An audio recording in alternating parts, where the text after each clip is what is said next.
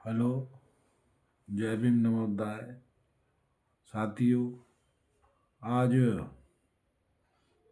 Social media पर सारे देश के अंदर एक बहस कुछ लोगों ने छेड़ रखी है।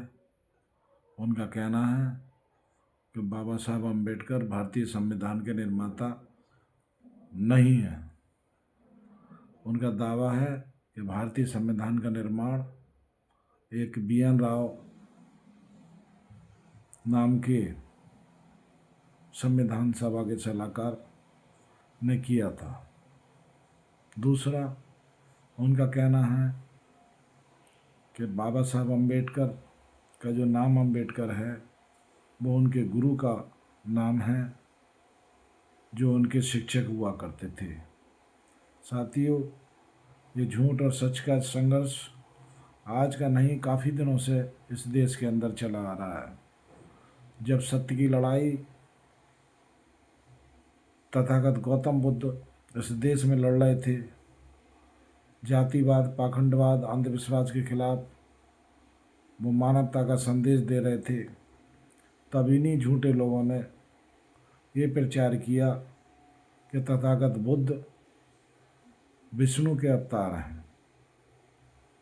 उसके बाद इस देश के अंदर संत रविदास के संदेशों को सुना जाने लगा, लोग उनके रास्ते पे चलने लगे और लोग समझ गए कि संत रविदास की महानता दिन पर दिन बढ़ती जा रही है।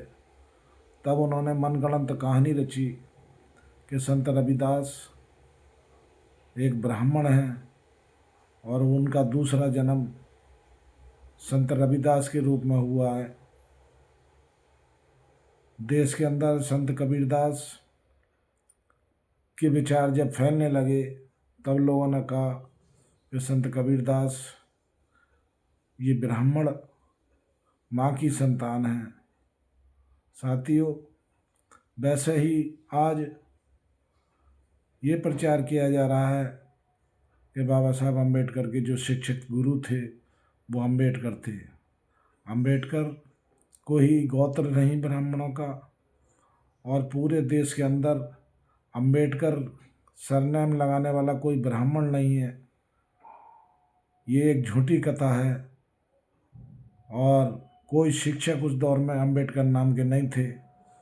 अगर हम कहते हैं कि बाबा साहब अम्बेडकर को शिक्षक ने नाम दिया उनके, तो फिर रामजी राव अम्बेडकर, बालाजी अम्बेडकर, आनंद अम्बेडकर कहाँ से आ गए।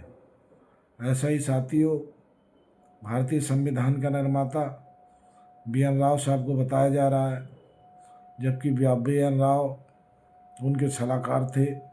वो किसी संविधान सभा के सदस्य नहीं थे। उन्होंने किसी आर्टिकल पर संविधान सभा में बहस नहीं की, कोई उत्तर नहीं दिया। ये भी एक षड्यंत्र है। पहले कल तलक लोग बाबा साहब संविधान को बाबा साहब अम्बेडकर के द्वारा बताया हुआ बताकर बाबा साहब अम्बेडकर के पुतले जलाए लोगों ने, और उन्होंने कहा कि अम्बेडकर ने ऐसा संविधान इस देश को बनाया है जो इस देश के अंदर ब्राह्मणवाद को समाप्त कर रहा है। कुछ लोगों ने संविधान सभा की प्रतियां दिल्ली में जलाई। आज वही लोग कह रहे हैं कि ये तो बी.एन. राव जो एक ब्राह्मण थे उनका संविधान है।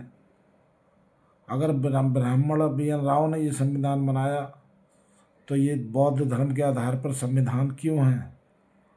इस देश में जो राष्ट्रीय चिन्ह है वो बौद्ध धर्म का है। शेर उनका एक राष्ट्रीय पशु है देश का, वो का भी मतलब बौद्ध धर्म से है। मोर जो राष्ट्रीय पक्षी है उसका मतलब भी बौद्ध धर्म से है। और जो आरक्षण है देश के लोगों को दिया गया है वो भी कोई ब्राह्मण इस देश के अंदर हमको दे नहीं सकते थे। तो इसलिए साथियों, ये भ्रामक प्रचार है, झूठा प्रचार है। झूठा प्रचार भी इसलिए है कि हम वास्तविक इतिहास को नहीं जानते। कल तलक उन्होंने जो चलाया वो चलता रहा, कल तक जो बताया चलता रहा, क्योंकि कल तलक कोई हमारे समाज में शिक्षा का बहुत अभाव था, शिक्षित लोग नहीं थे। लेकिन आज भी कुछ लोग जो संघर्ष कर रहे हैं, जो वास्तविक इतिहास को जानते हैं। बाकी जो लोग हैं हमारे समाज के, वो अपने इतिहास को नहीं जानते, शिक्षित होने के बावजूद भी। इसलिए साथियों, हमें वास्तविक इतिहास को पढ़ना चाहिए और लोगों को जवाब देना चाहिए। समाज को भी तैयार करना चाहिए कि आज बाबा साहब की विचारधारा को मिटाने के लिए कुछ सरफरे लोग सड़कों पर बाबा साहब का अपमान करते फिर रहे हैं, बाबा साहब का विरोध करते फिर रहे हैं। ये साहस जो उनके अंदर आज आया है, वो कोई मामूली बात नहीं है। उनको सत्ताधारी लोगों का संरक्षण प्राप्त है और वो बाबा साहब की जो विचारधारा है, समतामूलक समाज की, सबके लिए समानता की, जिए और जीने देने की, वो वास्तविकता को समाप्त कर चंद लोगों में उस व्यवस्था को समेटना चाहते हैं, अंधविश्वास फैलाना चाहते हैं, पाखंडवाद फैलाना चाहते हैं और सर्वश्रेष्ठ बना रहना चाहते हैं, देश की सत्ता पर काबिज रहना चाहते हैं।